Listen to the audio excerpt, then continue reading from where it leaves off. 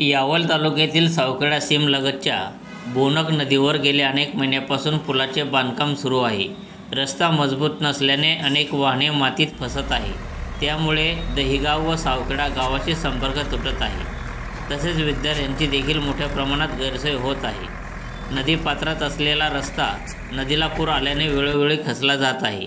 रस्त्याच्या कामाबाबत संबंधित अधिकारी तसेच लोकप्रतिनिधीचे पूर्ण दुर्लक्ष होत असल्याचा आरोप गावकऱ्यांनी केला आहे.